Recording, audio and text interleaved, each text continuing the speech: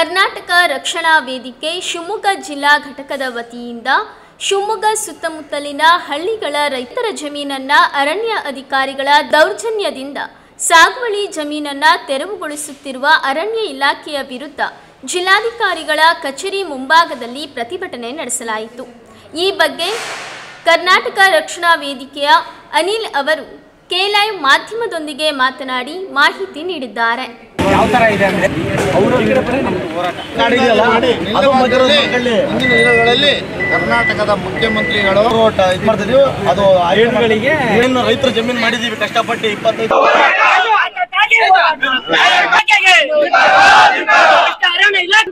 ಅರಣ್ಯ ಅಧಿಕಾರಿಗಳಿಗೆ ಕರ್ನಾಟಕ ರಕ್ಷಣಾ ವೇದಿಕೆ ರೈತರು ದೇಶದ ಬೆನ್ನೆಲುಬು ಅಂತ ಸುಮ್ಮನೆ ಹೇಳ್ತಾರೆ ರಾಜಕಾರಣಿಗಳು। ಇವತ್ತು ರೈತರನ್ನ ಬೀದಿಗೆ ತರುವಂತ ಕೆಲಸ ಅರಣ್ಯ ಅಧಿಕಾರಿಗಳು ಮಾಡ್ತಾ ಇದ್ದಾರೆ। ನಮ್ಮ ಆನಿವೇರಿ ಸುತ್ತಮುತ್ತ ಭಾಗದಲ್ಲಿ ಇವತ್ತು ಅರಣ್ಯ ಅಧಿಕಾರಿಗಳು ಬಂದು 30 ವರ್ಷದಿಂದ ಉಳುಮೆ ಮಾಡ್ತಾ ಇರೋಂಥ ಜಮೀನು ಅಡಿಕೆ ಗಿಡ ಬೆಳೆದಿರೋಂಥ ಅಡಿಕೆ ಗಿಡಗಳನ್ನ ಇದು ಮಾಡಿ ರೈತರುಗಳ ವಿರುದ್ಧ ಯಾರು ಲೀಡರ್ಗಳು ಹೋಗಿ RF ಅವ್ರ ಹತ್ರ ದುಗ್ಗಪ್ಪ ಅವರು ಯಾರು ಅವ್ರ ವಿರುದ್ಧ ಮಾತಾಡ್ತಾರೆ ಅವರಿಗೆಲ್ಲ ನೋಟಿಸ್ ಕಳಿಸ್ತಾ ಇದ್ದಾರೆ। ಇವತ್ತು ರೈತರನ್ನ ಒಕ್ಕಲೆಬ್ಬಿಸುವಂತ ಕೆಲಸ ಅರಣ್ಯ ಅಧಿಕಾರಿಗಳು ಮಾಡ್ತಾ ಇದ್ದಾರೆ। ಇಂಥ ರೈತ ವಿರೋಧಿ ರಾಜ್ಯ ಸರ್ಕಾರಕ್ಕೆ ನಮ್ಮ ಕರ್ನಾಟಕ ರಕ್ಷಣಾ ವೇದಿಕೆಯಿಂದ ಧಿಕ್ಕಾರ।